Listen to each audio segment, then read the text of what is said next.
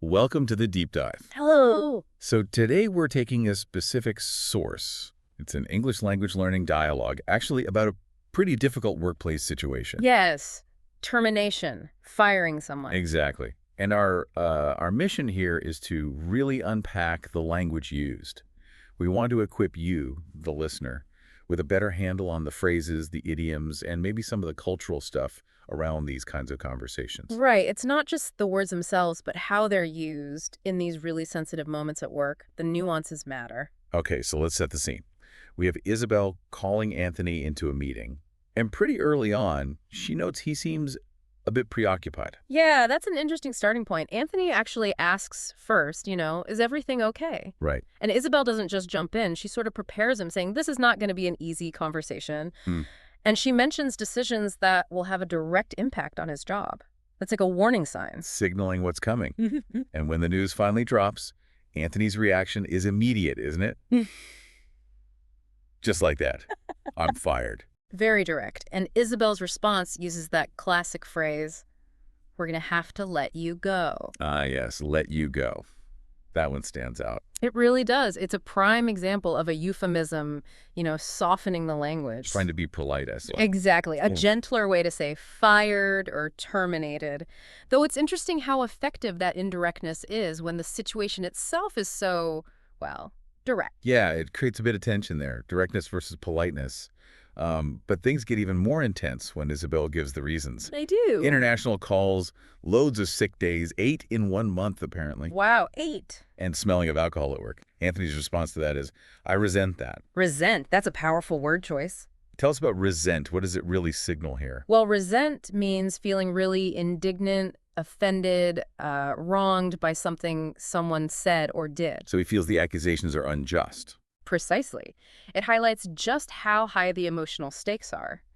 Hearing those reasons, true or not, can trigger a really strong negative reaction. And it connects back maybe to Isabel's earlier comment about him seeming preoccupied.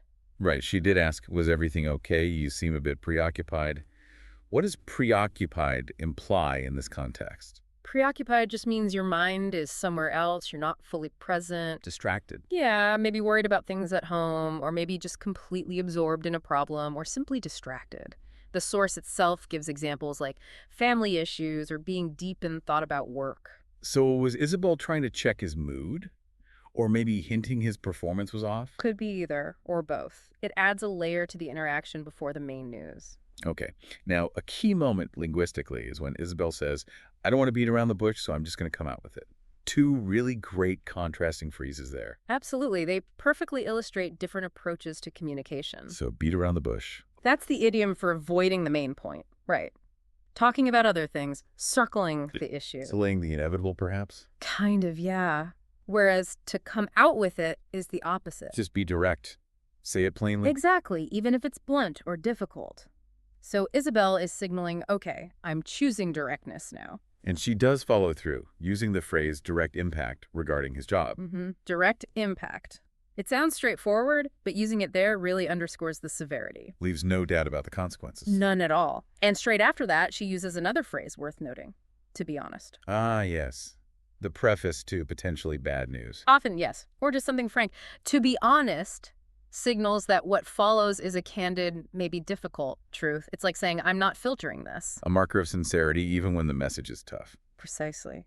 Now, shifting slightly, the dialogue also mentions something quite specific culturally. The American term pink slip. Right, the pink slip.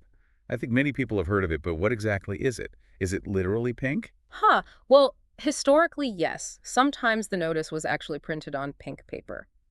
But the key thing is what it usually signifies in the U.S. Okay. A pink slip is most commonly associated with being laid off. Laid off, not fired. Generally, yes.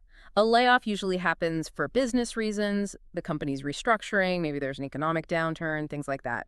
It's often not about the individual employee's performance. Whereas being fired, like Anthony in this scenario, is typically for cause performance issues, misconduct. Correct. That's the crucial distinction. Fired often implies fault, while laid off suggests the job itself disappeared due to external factors. So Anthony wouldn't typically get a pink slip in the common understanding of the term. Probably not in this specific situation, given the reasons cited. Layoffs can also sometimes come with a severance package. Ah, severance. What does that usually involve? It varies hugely, but it might include some continued pay, maybe extended health benefits, sometimes help finding a new job outplacement services. It's more common with layoffs than firings for cause. Got it. The source dialogue also briefly mentions dismiss the letter and terminate. How do they fit in? Terminate is the more formal sort of umbrella term. It just means ending employment. So it could cover both firing and layoffs. Yes. And dismiss the letter is quite literal. It refers to the actual act of giving someone the formal written notice, the letter stating their employment is ending. Okay, that clarifies things. We've definitely dug into quite a few terms here. Maybe we can do a quick recap of the key vocabulary. Good idea. So we had preoccupied, meaning distracted or absorbed in thought. Direct impact, meaning a clear, immediate consequence. Right. Resent, feeling offended or wronged. Had the strong emotional reaction. Exactly.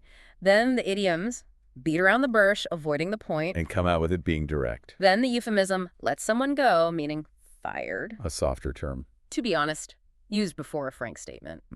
We also touched on call in sick. Ah, yes, relevant to Anthony's situation. And the job loss terms. Severance package, layoff and layoffs. Dismiss the letter, fire, and terminate. That's a great summary. So for you listening, hopefully this deep dive gives you a much clearer picture of the language used in these tough workplace talks. Yeah, understanding the idioms, the euphemisms, even the cultural bits like the pink slip, it all helps navigate or at least understand these situations better. And beyond just the words, I think this whole dialogue really underlines how important clear but also empathetic communication is. Absolutely. Even when the news is bad, how it's delivered, the choice of words, acknowledging the impact that all matters enormously. So here's something to think about as we wrap up. We've seen different ways jobs and firing, layoffs, and different ways people communicate about it. What do you think is the most vital element, the single most important thing for handling these changes with professionalism and respect, no matter the reason? That's a good question to ponder. Reflecting on personal experiences or just perspectives on professional conduct. Definitely food for thought. Thanks for joining us for this deep dive.